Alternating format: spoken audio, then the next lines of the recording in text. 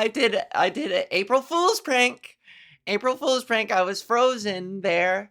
And did you think that your computer was froze? Did you think that your app was froze? Did you think? Did you ever have dreams that you wanted you wish you could you wanted them to do you so bad you could do anything? Never forget the child who stuttered so adorably and then ended on the grossest thing you've ever heard that made you feel all gross because you heard it. You know what I mean? You know when you hear something that is so gross that you feel guilty for hearing it? You know what I mean? That you're like, oh, I feel incriminated because I was present for that.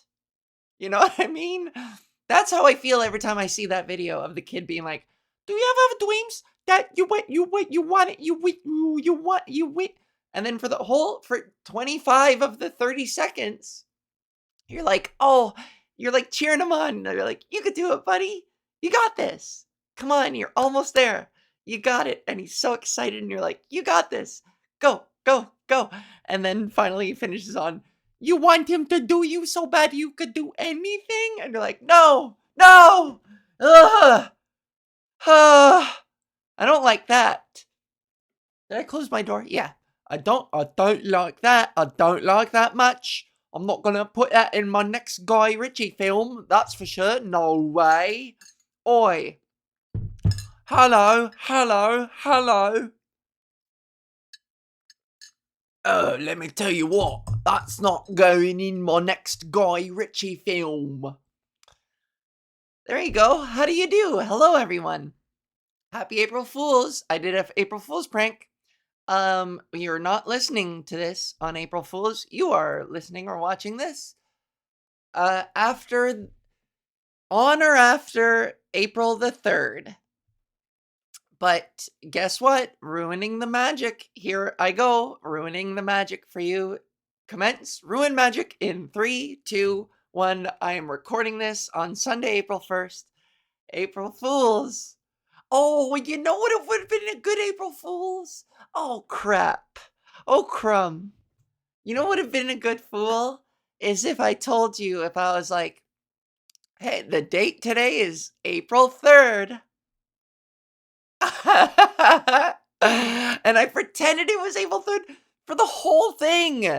And then I stopped at the end and I said, guess what? It's actually not. Oh, did I say it was Sunday, April 1st? So I did do an April Fool's. I did kind of do one because it's actually Monday. Gotcha. Oh, so happy pranking out there. Happy pranking, Al Franken. Anybody out there doing pranks? Good. Any of you did pranks, I guess I should say. I hope your pranking went well. I'm not a prankster. That's not me. I wish I was. There are some things. I like to think I have a very vivid imagination. And surely if you've been a listener to PodGis all this time, you probably agree that I have a pretty strong, vivid imagination, maybe even vivid, perhaps, perchance, per salami. So I have a vivid imagination, but get this. Check this hot shit out.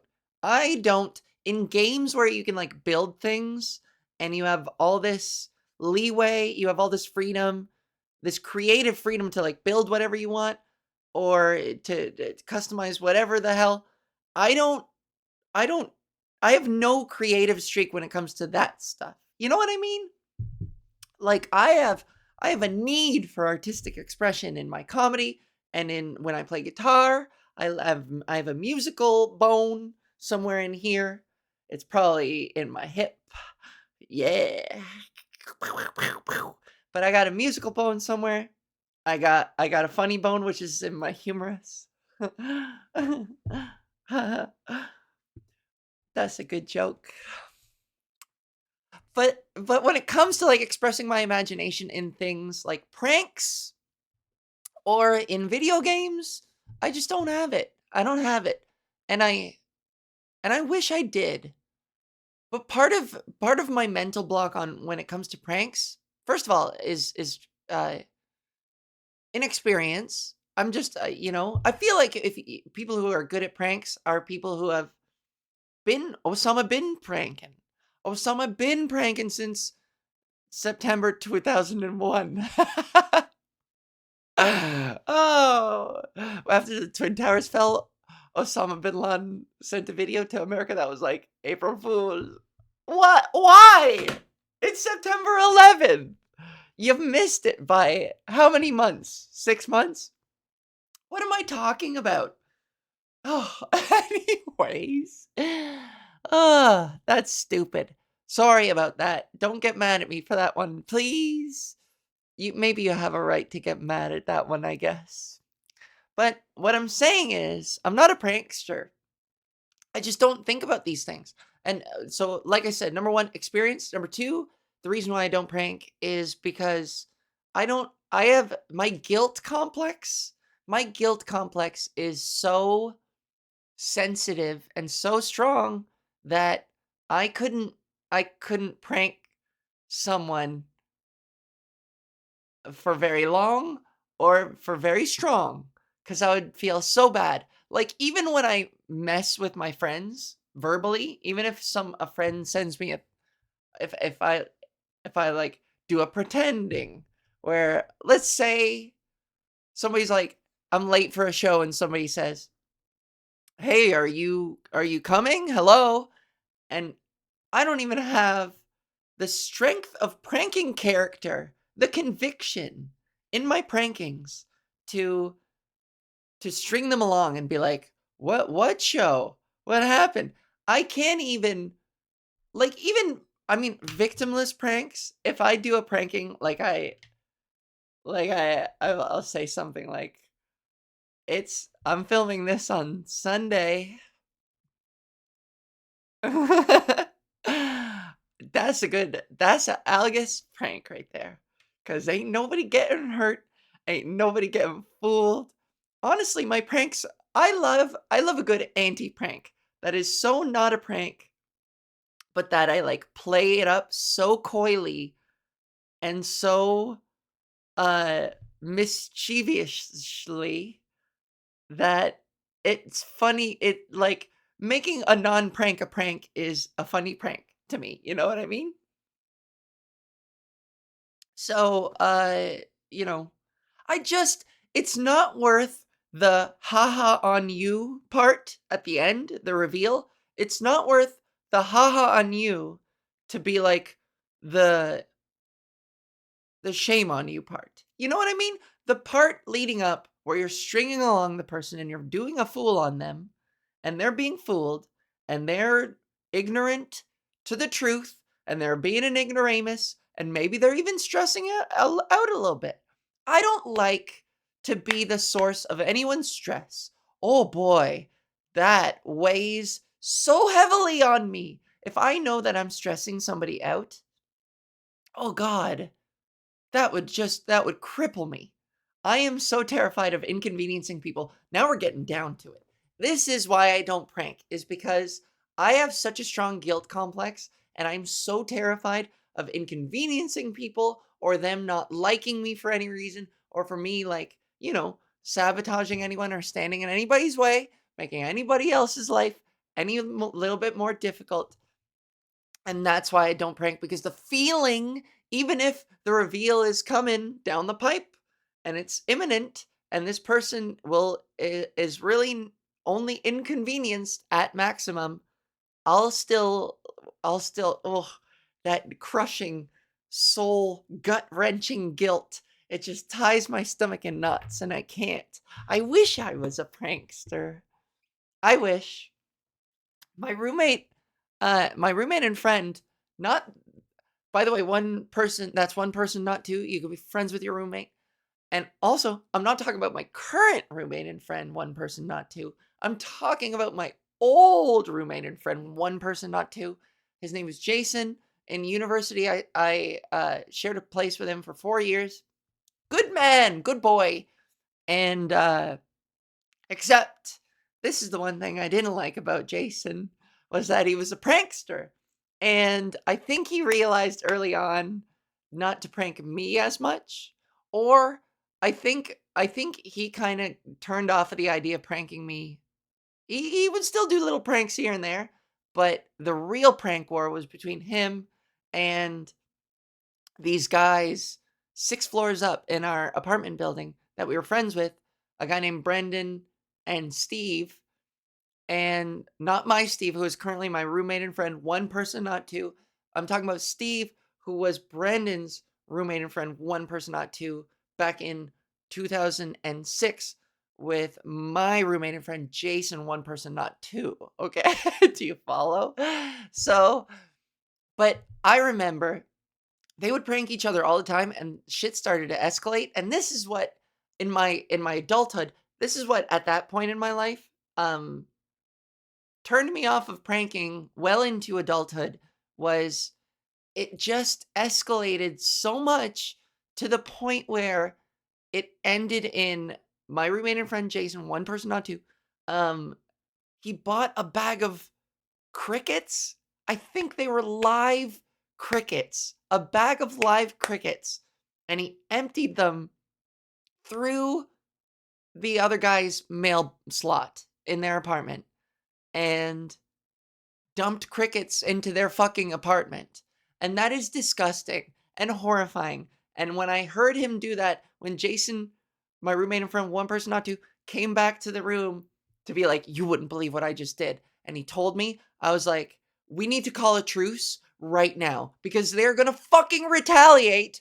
And I am going to be collateral damage in this stupid motherfucking prank war that you just made. You just brought me into this. You know what I mean? You've done a prank, not on them personally. You've done a prank on their living space, which means you've opened the invitation for retaliation on our living space, my living space. I don't want fucking our place crawling with scorpions. I don't want them to dump a bag of bed bugs into our mattresses because of your fucking prank war. And so I don't remember them escalating. I think it ended there because this is where my memory gets foggy, but I'm mostly sure that I actually intervened and I like didn't call a meeting, but next time we were all together, I was like, guys, but please do not involve me. I I'm so sorry. I apologize on behalf of my roommate and friend, one person, not two. If there were two of them, I would apologize for both of them too. I apologize for enough roommates and friends to cover a million roommates and friends. My apology goes, it spans, it transcends time. I apologize for every roommate and friend in the world in perpetuity who has ever or will ever do a prank. That is how sorry I am. Please don't retaliate in any way that involves me because I have nothing to do with this. Please leave me alone. Anyways, I remember it kind of fizzled out from there. Because to be honest, I think on a certain level, Jason felt guilty. Because I think the other guys were such good sports and they loved to prank. And Jason found in Brendan and Steve uh, a partner in this pranking war. So they were much more interesting to prank than I was because I wouldn't fight back. I would just be like, no, oh man. I would sit there with my wet pillow or whatever and be like, oh man, now I gotta dry this.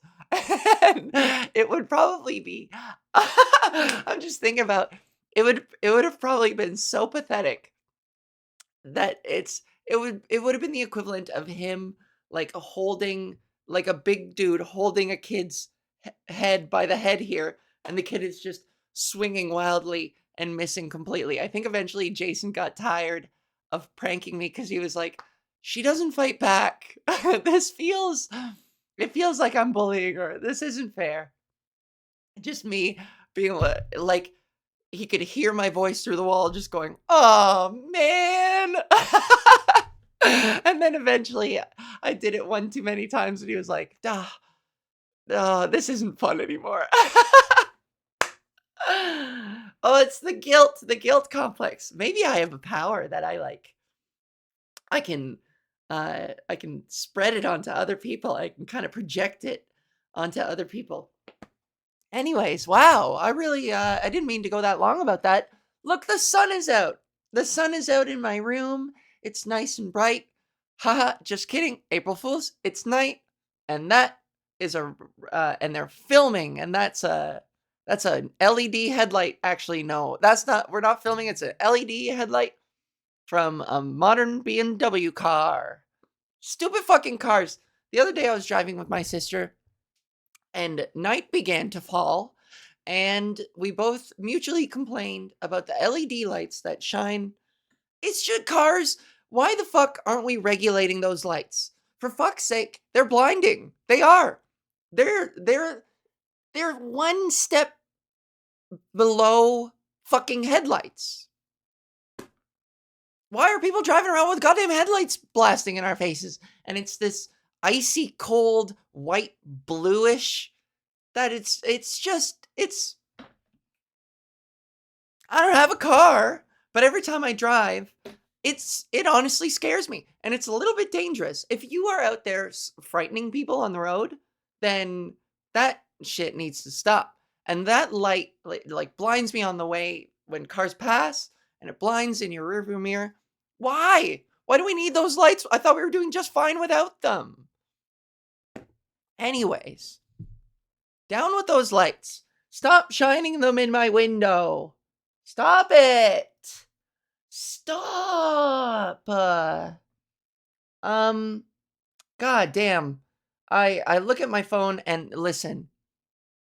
I've decided I am going to tone it down on what I say when it comes to my personal life in vis-a-vis in regards to my romantic life, because I'll be honest, and if you think I'm talking about you here, then fuck it, I am. Some of you can't handle hearing me talk about my romantic life, and some of you can't handle it in a mature way, and some of you make it weird. So I'm not going to do it as much anymore. And part of what made me say that out of nowhere, I checked my phone and a fan that I've been speaking to for a while. Oh fuck! Yeah, I'm just not gonna. I'm gonna protect your ass by not talking about it. But some of you guys, some of you men, I get that you're horny. I get that we're all a little bit lonely. Sure. But every time I say that I'm lonely, that is not your invitation to position yourself as the solution to my loneliness. You are not my knight in shining armor. I don't know, I hate to break it to you, but this is, when it comes to stuff like that, when it comes to my romantic life, this is a one-way conversation. You are a spectator. And I can't believe I have to fucking say something like this. But whatever. Oh, update on this the $10,000 funniest Canadian competition. I lost. I didn't win the 10K. It went to a friend of mine, a comedian named Daniel Shaw. Very funny guy. Good for him. I am happy for him. Happy, happy, happy. Look at this. Happiness. I've got a penis written all over my face. Dan is a good boy, and he won $10,000. And good for him. It's not like I wouldn't have used it for maybe, I don't know, some gender affirming surgeries. I don't know, maybe some electrolysis. I don't know, maybe paying back the government for all the money I owe them. Who knows? It would probably all just gone to the government. Oh, that's so tragic. What a changing of hands that would have been. What a really sad changing of hands to have won $10,000. I get the check and then I immediately just hand it over to the government. Here you go. Yay, I won. But I guess a debt owed is a debt I owe, you know? So uh, it's a debt paid, and that's worth exactly what it's worth. Anyways, I also didn't win the $1,000 audience vote, but I appreciate to everybody who voted, even if you're one of those people who thinks that you're gonna save me from my loneliness. Thank you for trying. Thank you for your chivalry. Thank you for your votes. I appreciate it. Just, oh, just moving on. Frustrating sometimes, even being a public figure such as myself. I can't help but laugh at myself when I say something like that. But um, I shouldn't be modest. That's not even a brag. I am a public facing. I am a public figure. I'm like, I was on breakfast TV this morning. I'm a breakfast bitch. Nom, nom, nom, nom, nom, nom, nom, nom, nom, nom, nom. I'm a breakfast bitch. Nom, nom, nom, nom. She's a breakfast bitch. Oh, chick. Oh, chick. Oh, chink. Oh, chink. Oh, chink. Oh, chink. Breakfast bitch. Beep, beep, beep, beep, beep. Breakfast. Drink a candle. Candles for breakfast. Breakfast bitch. Look. She's out of control. What the fuck? Away. I was on breakfast TV today. I washed my hair the night before. Clever girl. And I did a middle part. Because I'm self-conscious about this area of my head over here. Don't look. So, and if I do say so myself, there are some angles I look real ugly. But I'll tell you, some angles that were taken, some shots of me that were taken, I looked all right. And this is the thing. I woke up at 6:45. I had to be there at 7:50 downtown. It's a wonder I got ready so fast.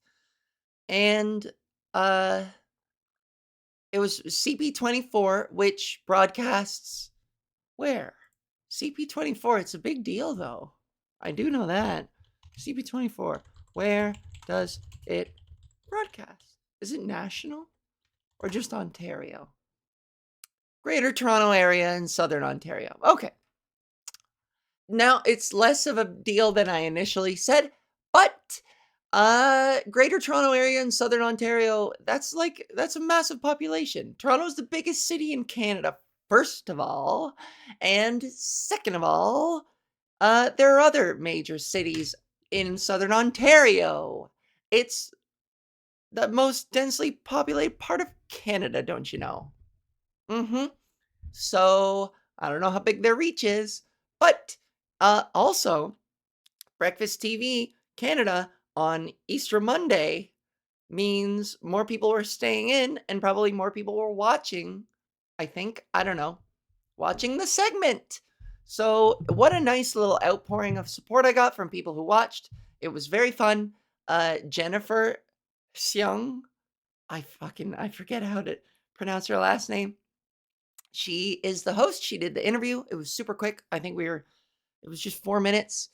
I was, uh, I didn't think I was nervous. I was like, let's go. I'm fucking ready. I'm gonna be my charming self. Sure, I'm a little bit tired, but I'm like, I can will myself awake, especially, I mean, when you have to be on TV, you get that stage adrenaline, right? that performer's adrenaline. So I was plenty awake, but maybe my brain was still a little slow. So there were a couple moments where I wish I it was one of those things where you walk away afterwards and you're like, "Ah, that would have been so cool if I said this." But of course I'm going to think that way. Of course. And I got to forgive myself for my less than ideal responses and things I said. I kind of wish it was later in the day. I would have been quippier. I don't know, but I was still plucky and charming. Ugh, I'm gonna stop. I'm gonna stop myself here. Hey, Algus, Avagus, Ava Lila Algus Faliulis. Stop for a second. Girl, you did just fine. You did just fine. And you have nothing to be self-conscious about. Ding, ding, ding, ding, ding, ding, ding. It was fine. But hey, bitch, I'm on Breakfast TV. Breakfast TV. Is that right? And I'm also getting comments. I posted a video about the worst bomb I've ever had, and Instagram turned off the comments, and I don't know why. And of course, any Google search provides answers to everything that isn't my problem. I am so sick of having problems, technological problems, software problems, social media problems. I am so tired of having problems with something, typing in my problem, and every answer, every interpretation of my question, of my issue, is something that is not the problem that I'm having. You know? Ugh. So Instagram is limiting what people can comment. Even me, I did a test comment and it was like, we are protecting the user. And I'm like, from what? From me? You're protecting me from myself. What are you doing? Oh, I hate it. And then I go on Google and it's just I can't fix it. Do you mean this? No, I don't. I don't mean that. I mean my problem. Do you mean this? No. Stop. Help. I need an on-call customer service agent for everything that I can talk to a person. For fuck's sake. There are no people anymore. Do you guys remember people? You guys remember when there were people? Oh, this fan. Okay, the fan's not fucking with the mic, I don't think. We'll see. I'm looking at my levels. Oh, yeah, it is. Shit. How about if I block the fan? But no, I won't get any air. I'm so hot. All right, we're gonna sweat it out. Do you guys remember people? Do you guys remember when people were around to help? Oh man, I miss people helping. I'm so helpless. I'm such a helpless baby. I'm so helpless, my little helpless baby.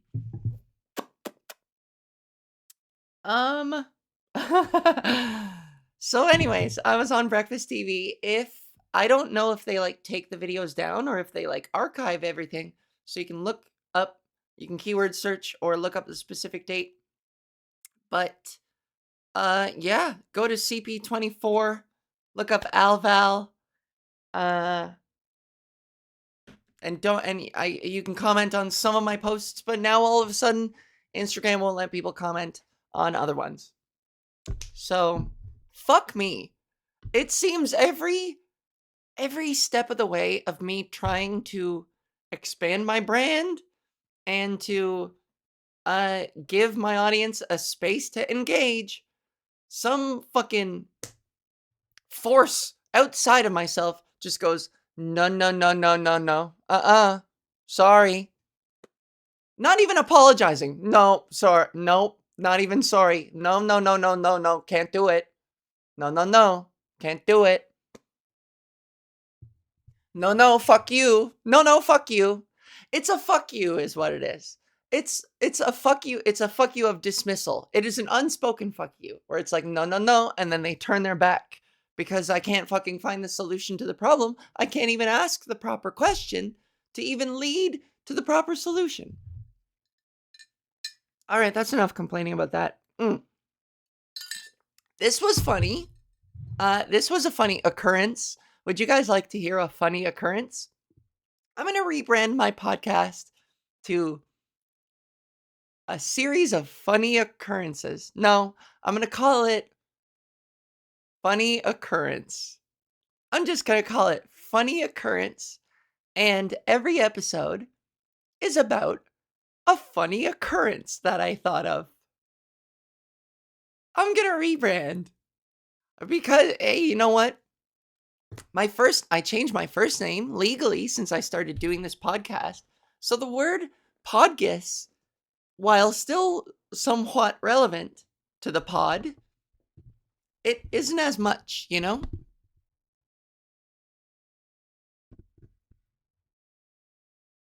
A humorous occurrence. Would you guys like to hear this humorous occurrence? I think that's good. We'll keep it. We're keeping it. Hello? Oi. You owe me 20 quid. No, governor, no. I've got 4 bags of green in the... I've got 4 bags of green. What do they call the trunk of their car? I've got 4 bags of green in the boot of me car, yeah? Yeah, well, that's not enough. That's not what we discussed. Innit? Innit. Gotta love a British innit. Okay, this is a funny occurrence. Last week, I spend too much time on Twitter. I gotta be honest. My Twitter following is distinctly different from my other followings demographically. I get better responses on my photographs. I get a wider reach every time I post a picture on Twitter than I do on Instagram. But then that also sort of Twitter, because it's such a wild west of porn and everybody's so porn brained, then like most of my fans just want to see me naked and don't care much for the things that come out of my face. And just Twitter is it's just bad. It's a shit app. It's full of Nazis. It's just a shit app. It's shit. But every once in a while something funny happens. It's still got funny shit sometimes. As much as I loathe to admit, there's a guy who does OnlyFans or whatever and posts to Twitter. And this thing blew up earlier last week. It went viral where one guy shared a photo of this guy named Josh shared a profile or a post. This is what happened. He shared a post of some sexy OnlyFans dude. And the original caption on the OnlyFans dude's picture was like, fart video for $3 on my page. And the response that went viral was from this guy named Josh, who was like, hey, I paid $3 and went to your website and there's no fart video. This is false advertising. And they went at it, and there was a series of exchanges where the main guy, the sexy guy, was like, sex guy was like, too bad. You don't like it? Too bad. And then fart guy was like, you can't do that. That's false advertising. You said fart video for $3. Click here. And I went and I paid my money and I'm owed a fart video. That's false advertising. And the guy was like, you don't like it? Too fucking bad. Sometimes I do fart videos and sometimes I don't. And too bad for you. Haha, I have your money. Which, by the way, terrible business practice. Terrible business etiquette. Just Terrible. This guy didn't take a business course, a university business course in his life, I don't think. You know? That's just bad PR, bad business. But maybe he got, well, this is the thing. So it went viral, and I even got involved commenting. I just commented one time, despite myself being like, hey, justice for Josh. We got to get him that fart video. You owe him a fart video. And farts, kink aside, if you love farts so much that they give you a boner, if a fart gives you a boner, if someone's toot gives you a big old boner, then whatever. I'm not gonna yuck your yuck yum. Is it? It's a your yum is a yuck because it's a fart. Are you like ew? Mmm.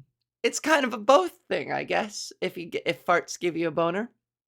Anyways, if farting is what gives you a big old chubby, if oh, okay, I'll stop. If flatulence gives you a chubby chicken, then I'm so immature. Then whatever. But a scam is a scam, and if you didn't get what you were promised, you are owed compensation. So, the entire internet, most of the internet agreed with me. And it seemed like everybody was coming after this guy. But in the end, what kind of stinks is that there's no such thing as, in cases like those, bad publicity. Bad publicity is good publicity in this case. And guy probably got a lot of new followers, to be honest. Guy probably got a lot of new followers. And he's taking his money and wiping his dry, unfarting ass. He's wiping his dry ass with your money, Josh. Although I can't fault Josh. He was sold a bag of lies. Poor Josh. I hope he gets his fart video. But this douchebag, what a douchey thing. He posted afterwards and he was like, this is for all the haters out there. I'm in Medellin, Colombia or something like that. And he was like flaunting it and taunting everybody about it. And it's like, I mean, congratulations on your $3. I don't know. At a certain point, it's like, why don't you have any pride in your character? You know what I mean? Farts aside, that one man's kink does not make the man. Unless you're a pedophile, then you are a terrible man. Then that makes you a psychopathic, evil person. But on the other hand, kinks cannot, and nobody chooses their kink. So pedophiles are also very unlucky, I'll be honest.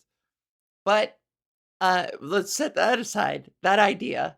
Oh, it's a creepy idea even talking. You know? Anyways, you can't choose your fart kink.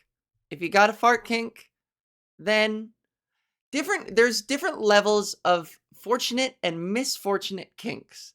And I would say that things that have to do with like scat and flatulence and body fluids that aren't like, you know, body fluids have their own scale of like, what's the word I'm looking for? Like tolerable to niche, you know? Mainstream to niche, let's say. Where am I going with this? Anyways, that aside, if you are, say, into somebody pooping in your mouth, ew, bear with me. I'm not saying I'm into it, but even if I was, if I only ever did that with other consenting adults and I lived my life honestly and honorably, and I lived with consideration for my fellow human and I didn't scam nobody, then good on me for my pooping in mouths kink. You know what I mean? And that goes to you, whatever kink you have, just be a good person and hopefully, and according to me, that's enough. Doesn't mean I need to be a part of your kink, by the way. Let's make that abundantly clear. Consent is obviously, the big one, but at a certain point, you need to have strength of character and dignity. And for this fucking butt guy to not give Josh the farts that Josh is owed and then to flaunt it to the entire internet is like, why do some people relish being the villain? Why do some people relish being subtractive? The word I always come back to is subtractive. I feel like in life you contribute, which to me, I've always figured, I guess we all kind of assume that like contributing is what makes a life worthy, whether it's contributing love or, for most people it's a capitalistic thing, like we all want to leave behind a legacy of success. In terms of like industry and work and finance and our callings, what we do for a living. That all is sort of additive. But, if you're a type of person who just takes and subtracts, then I just don't understand. I don't understand you on a human level. You are kind of subhuman. That feels so judgmental, but I want to believe that there's an innate responsibility, an innate responsibility in every human being to contribute in any small way, in any small capacity, in any small form, whether it's love or friendship or whatever. And not to say that Mr. Fart Boy is he probably has friends, I bet. Maybe he contributes positively in another way, but like to be so inflexibly antagonistic is confusing to me. I don't think I will ever understand that impulse to relish being a villain in someone else's story and to take advantage of a complete stranger who is giving you something. Exploiting people. That's the word. Exploiting people, it just, the idea of it, especially, it just doesn't sit right with me. Oh, goody two shoes over here, Miss Ava. I don't know. I just don't get it. And sometimes I don't like going off like this because it makes me feel like I'm trying to position myself as some kind of saint, which I'm not. But I also just don't understand things sometimes. You know what I mean? Here's a couple things. Oh, did I even talk about this? I'll tell you something else that doesn't make sense to me is people who refuse to play along. People who can't read a room and know that you're doing sillies. And I get that some people's sense of humor is so dry. And this is where I don't get along. I get along with everybody. I'm good at accommodating all different types of senses of humor, even if it means I have to be the foil. I have to be the idiot to somebody's straight man. But straight man, where? Don't take that as a sign that you're my fucking knight in shining armor, you idiots. Oh, she said straight man where? She must want me. I'm the answer. That's stupid. Anyways, my leg is sweating. Where the fuck was I just now? I don't. Yeah. I don't get. Okay. Whenever I'm trying to play silly with somebody, and they're like, "No," it's the improv impulse to say yes, and when someone makes an offer, a conversational offer, even if it's not a bit that they're inviting you to participate in, they are um they are inviting you to collaborate on whatever situation scenario. They're inviting you to collaborate in this conversation, and blocking them and be like, no, no, that's not funny or whatever, is like, okay, well, now what? The fun, the conversation, the momentum of this social exchange has screeched to a halt because of you. And okay, so take it away. What have you got? You know what I mean? So that is more of an innocuous, uh a less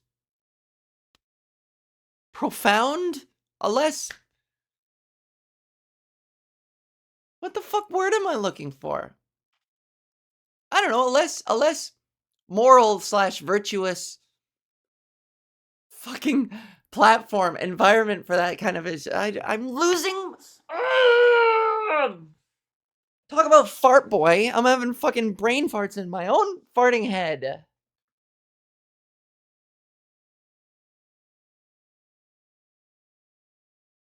There's something in my garbage. What is that? Oh, it's a piece of food. So distracted. Okay, anyways. Where the fuck was it? Oh yeah, okay.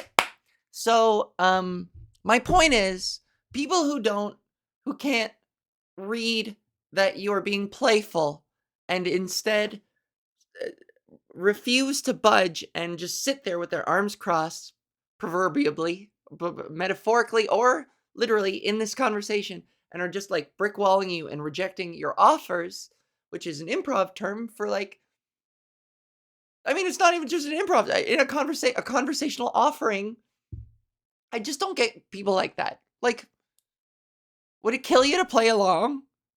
Do you have any playful impulse in that boring fucking head of yours? Anyways, I went to a rave a couple weeks ago and I dressed up like Poison Ivy because the theme was garden party.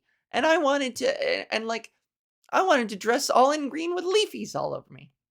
So I bought this cheap thing. I'm only going to wear it one night at this dance thing. And it was even $60. So even then, it wasn't like cheap, cheap. You know, I paid $60 for this thing. And I looked so cute and I loved it. And I was so proud of myself. And I was feeling my oats. And I felt so pretty and so fun and flirty and cute. And then I post a picture on fucking Twitter, and people who like troll, who just all they do is troll, that is who I'm also talking about. Is like, what are you contributing in the world? Everything that you do is subtractive. Everything that you do is you are taking from other people and leeching and subtracting. And what a pathetic way of living that is, to only subtract. What a legacy to leave behind. What a calling to have your entire existence, like your life, your worth as a human being is almost literally measurably negative. Negative. The world is not a better place with you in it. It isn't. Anyways, I might, it sounds like I'm exaggerating. And maybe I am, and of course I'm extrapolating from one little social exchange online, of course, which is surface level at best. But the notion still stands. I feel like, so. Anyways, I post this picture of myself in this cute poison ivy costume, and this guy is like, "This is the worst poison ivy costume I've ever seen in my life." And I was like, and he was like, "Some cheap dollar store Wish brand poison ivy." And I was like, "Yeah, it is cheap. I didn't want to. I did." And I like, yes, and did this guy who only wanted to hurt me with the dumbest fucking as if I would be offended by that. So playfully, I was like, "Yeah, I know it's cheap. I just wanted to wear it for one night and whatever. I still think it's fun and, you know, whatever." Yep, I acknowledged it. I was like, "Yeah, it's cheap." And he goes, you didn't even dye your hair red."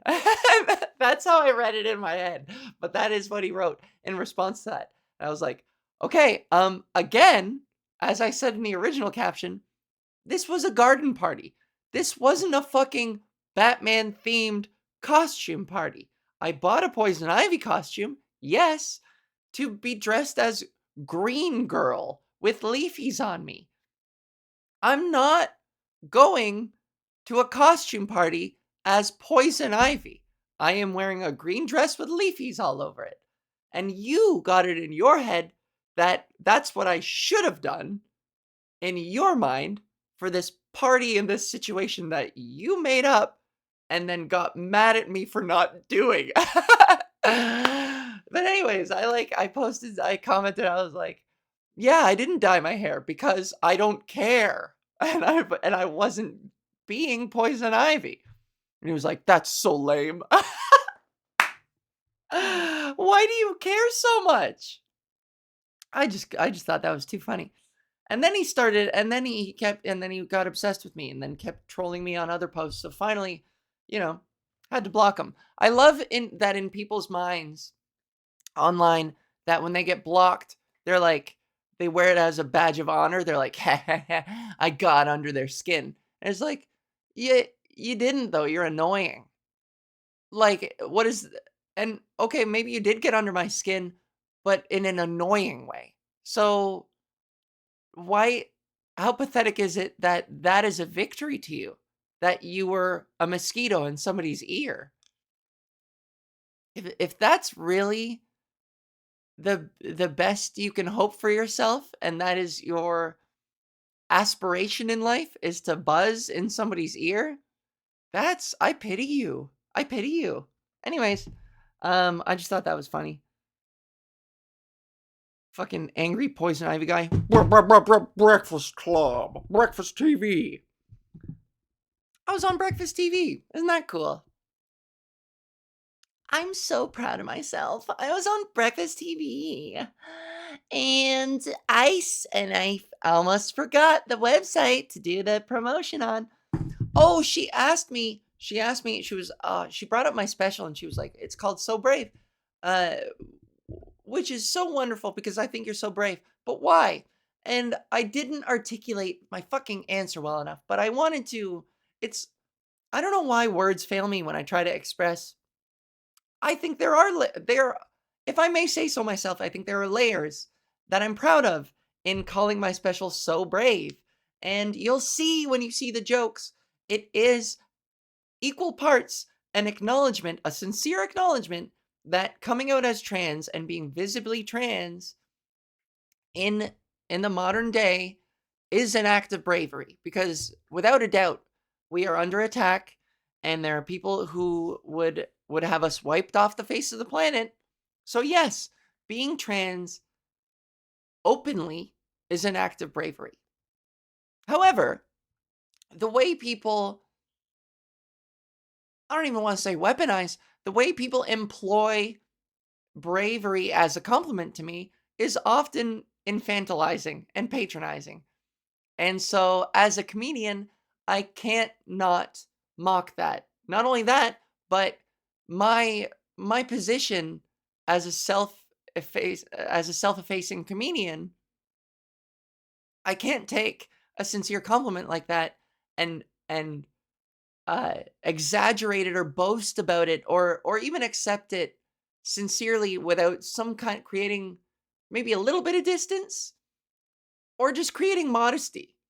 You know what I mean? Like, modesty is an easier place to approach something humorously than pride, than like unironic full chested pride. Because if you do a bit where you brag about something, there it's funniest when there is a comeuppance to you. Pride cometh before the fall, always. If there's some kind of a consequence for your boastful pride, or if you are satirizing a proud person, and there's like, or parodying a proud person, where like it's you are making a commentary on undeserved pride. You know what I mean? It's just funnier that way. It just is. So anyways, I didn't articulate that very well in the moment. I called myself a schmuck out of nowhere, and I called myself a coward, which, if you're going to be self-effacing about it in that moment, you need to be a little bit more poignant. And I just wasn't. I just kind of called myself a coward without offering an example. I think that's what that needs. Look at me, like, hyper fixating and criticizing on answers that I spontaneously gave in the moment, on 5 hours of sleep because I woke up at fucking 6:40. I woke up even earlier than that because I had to pee, and then I went to bed, and then I had to, and then I went pee, and then I came back to bed, and then I didn't even get to fall back asleep. Bitch is tired. Breakfast TV. Hey, this is an interesting. We'll see if this is funny.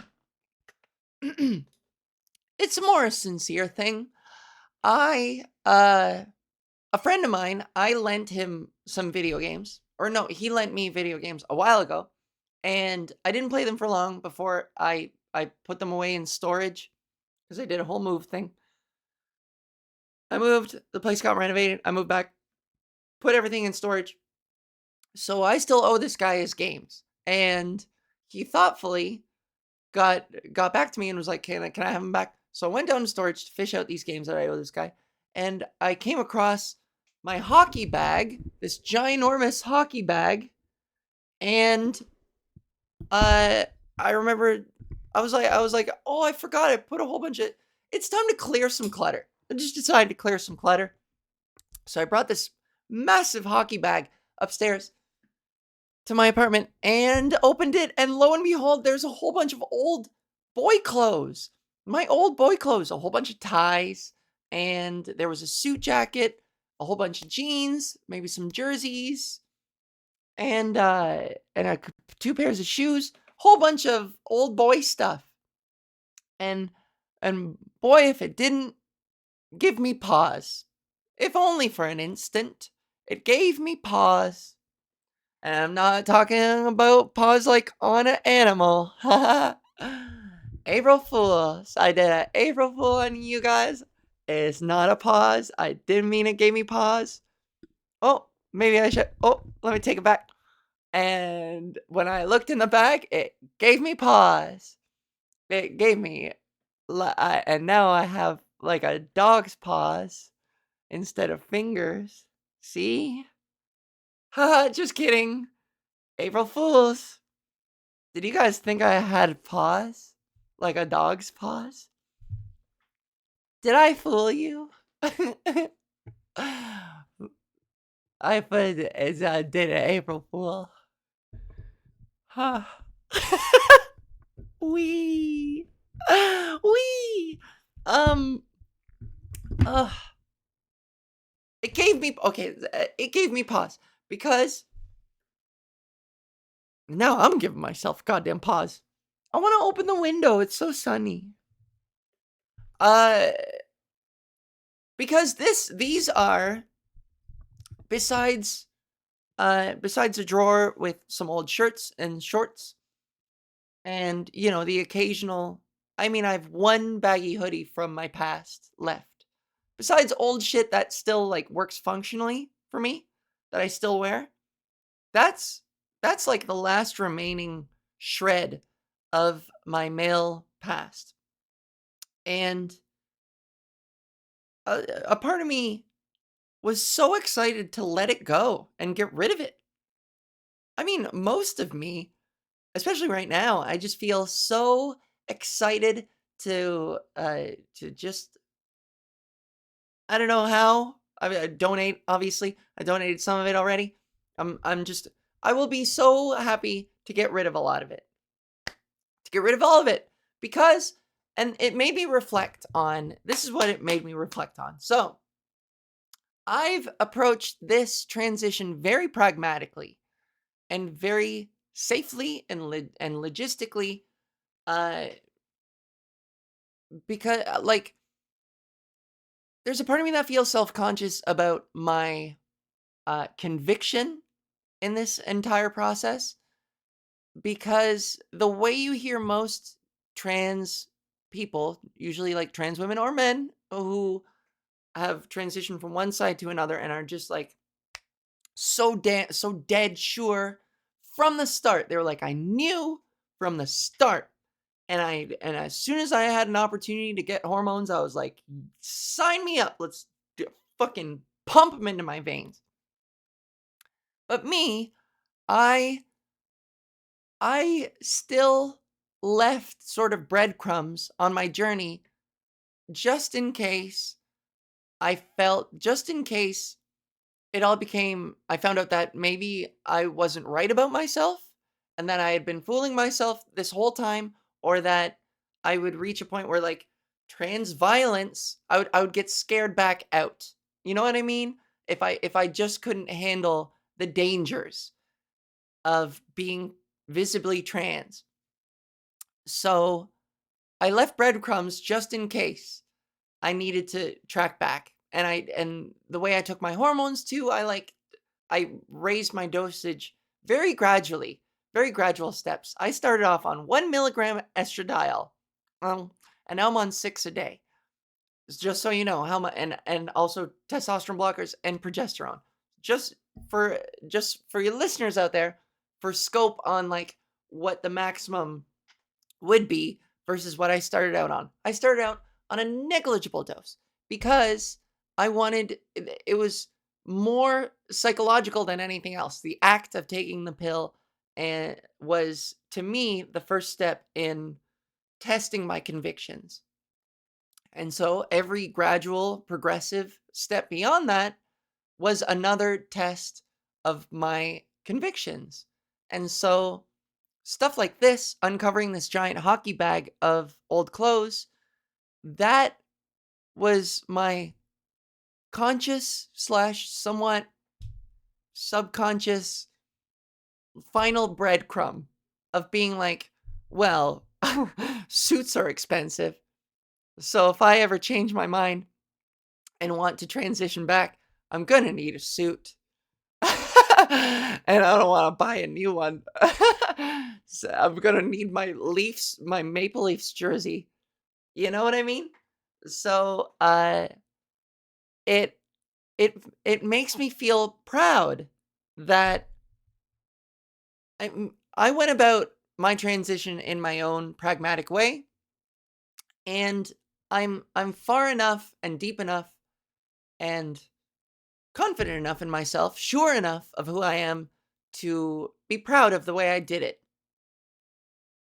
A part of me wishes I started earlier, but everything you do in life, you do when you're ready. And I'm a believer in that. I feel like everything that you do, there's no sense in regretting not doing it sooner, because you did it when you did it when you did it. You did it when you felt ready to. You did it when you were ready to confront your fears. Fear is a very overpowering impulse. And if you were too afraid to do something, that was the case. And you cannot fault yourself for that. You are ready when you're ready. In life. I sometimes, and even forcing yourself to take that courageous step is an act of readiness. If that makes sense. You know what I mean?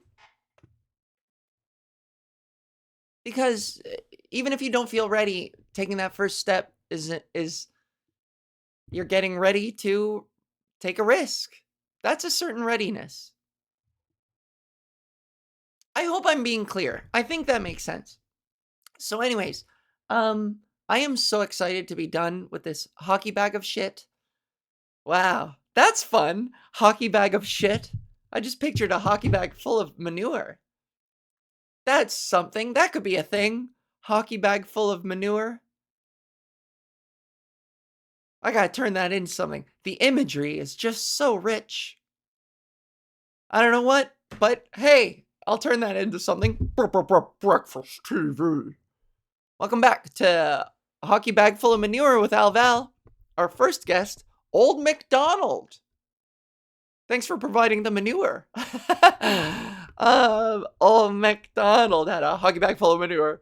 E-I-E-I-O. And in this hockey bag, it was full of manure. E-I-E-I-O. You owe Josh a fart video. You owe Josh a fart. Here a fart, there a fart, everywhere a fart video. Old MacDonald. Okay. Yeah, I'm just excited to get rid of that stuff. It'll be nice. That's it.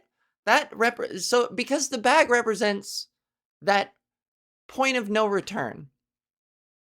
Even though like everything there's a zero chance that I'm going back. And it's felt like that every step of the way, but I had these precautions in place just in case I might change my mind later. And this hockey bag represents symbolically me finally like releasing all of it. Not that, and you know, yeah, not to take away from my conviction right now. I stand 10 toes down, as they say, both feet in, and have from the start. But I just did it in a very strategic way. Anyways, anybody want a hockey bag? You gotta come get it, and don't make it weird. But hockey bag, no manure, I promise. Not even a hint of poop. I used it as a kid when I played roller hockey, but I can promise you, the hockey bag stench completely gone. Doesn't smell like hockey bag. If anything, it smells like storage, which is odorless. It kind of smells maybe a little tiny, teeny bit musty, but I promise it'll smell better than most hockey bags. 99.999% of hockey bags. It probably smells way better than those, you know? Oh, I'm so sweaty. How do I position? I shouldn't have worn my fleece pants.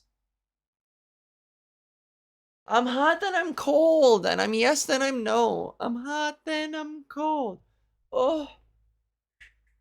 Just let me do this for a second. Let me take us to your leader. You, human, show me your paws. Oh no, the alien gave me paws. Enjoy your paws, human. Now you are not completely human anymore. Because I've given you paws.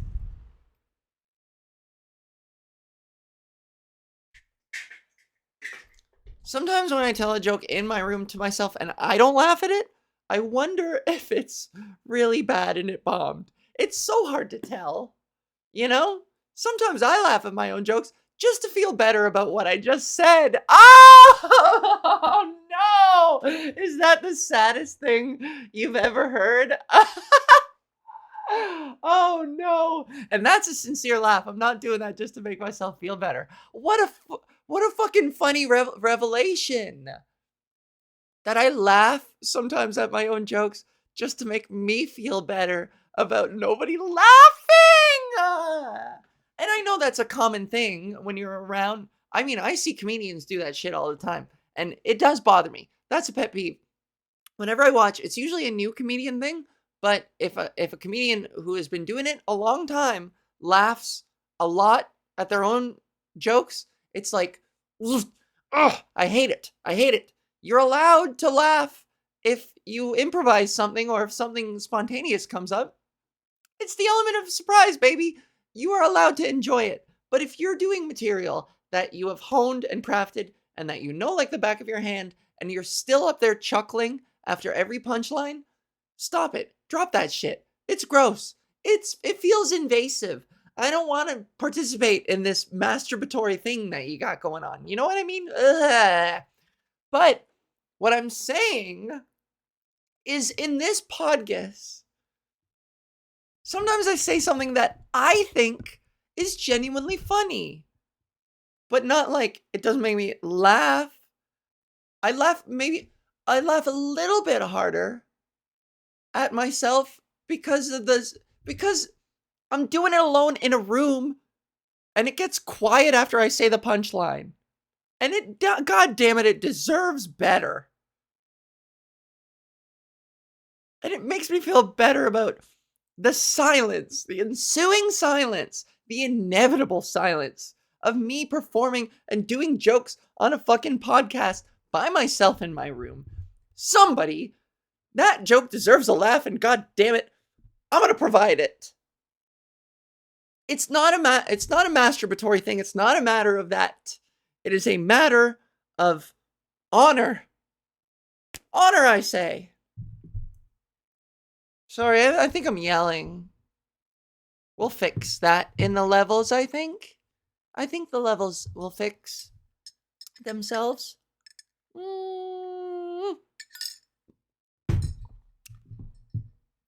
People asking things of me. There's that. La la la. That's the stuff I wanted to talk about, the bag thing. Every once in a while I get a little imposter syndrome-y about my transition, because I mean everybody's story is different, especially now that, hey, by the way, happy belated Trans Day of Visibility. Now that there are more visible trans women and trans people, whole, I'm talking about everybody, all trans. But in my case, now that there are more, as it applies to me, now that there are more trans women, visible trans women with different stories, now I feel less impostery about my origins and how I got here, because let me walk you through this. For the longest time, trans representation when I was growing up was they were either sex objects or circus freaks.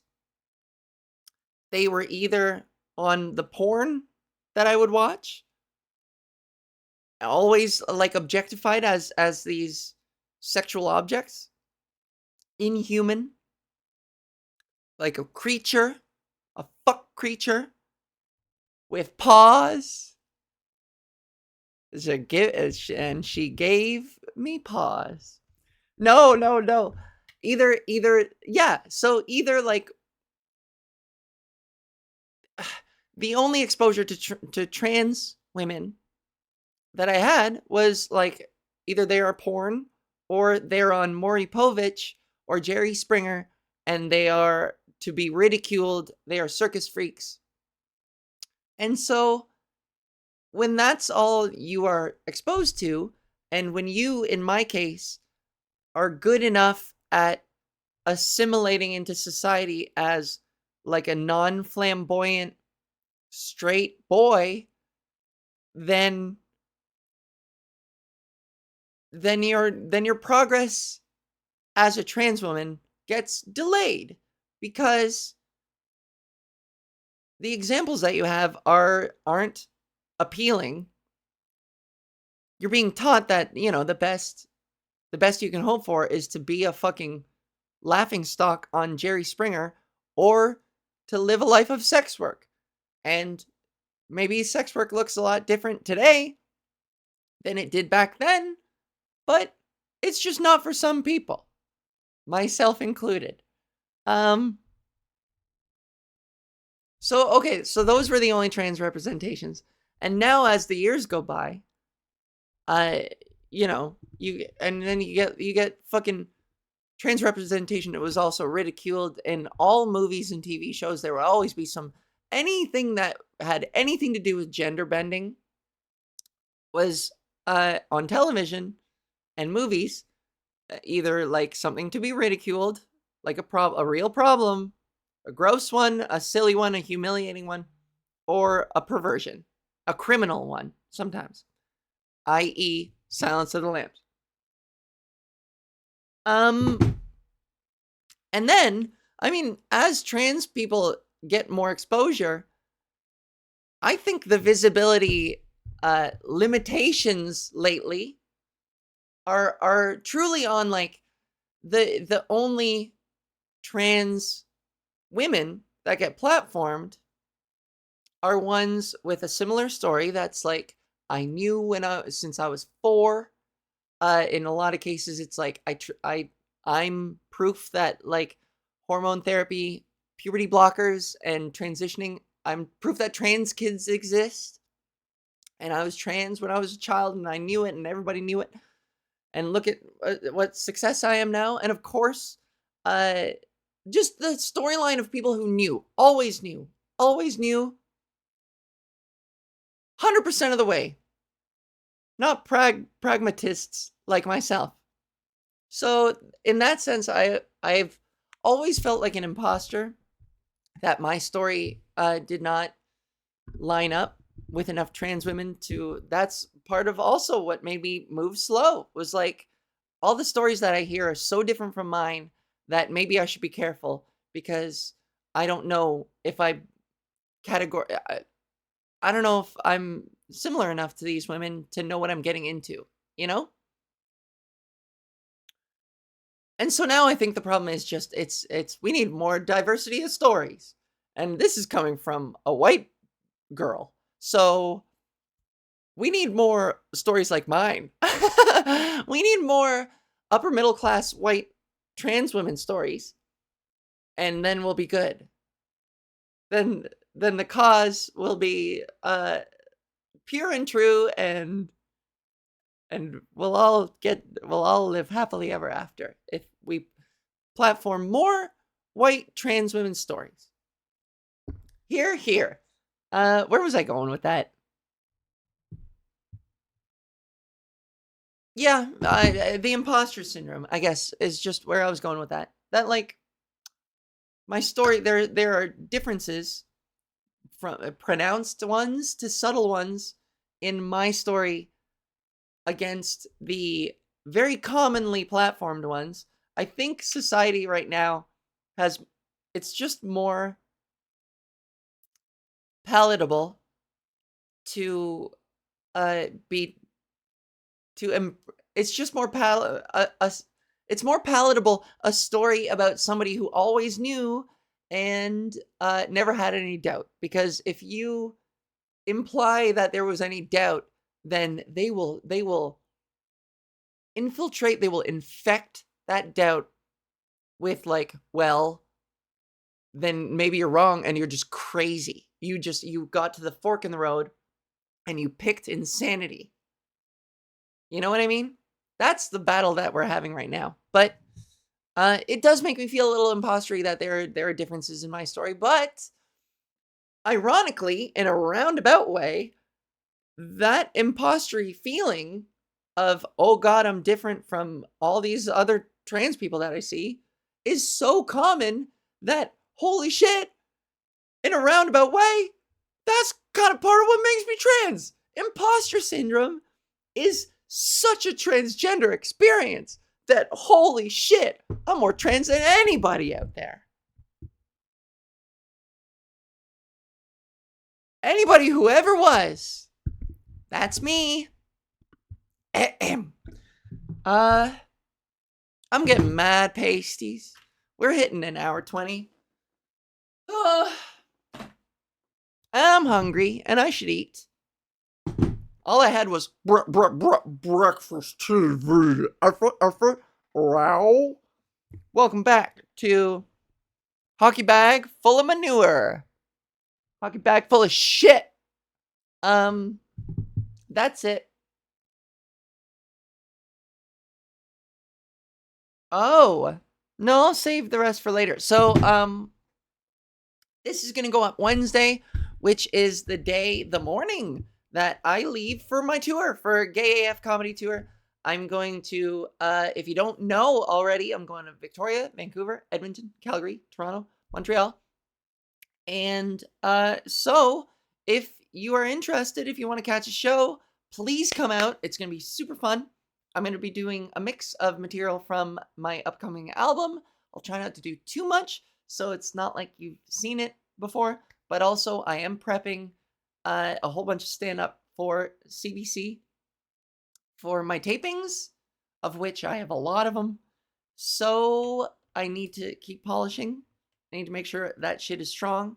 So, anyways, if you want to come to they're gonna be fucking awesome, and I improvise a lot, and I'm a goddamn party animal, bitch. And you don't want to miss out on coming to see my fucking show, because Val is a motherfucking monster, and I know how to entertain, and I know how to make you bitches laugh, and you gotta see me in person.